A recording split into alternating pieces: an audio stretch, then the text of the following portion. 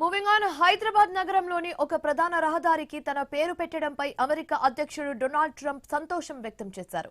ఇది తనకు దక్కిన అపూర్వమైన గౌరవమని ట్రంప్ అభివర్ణించారు.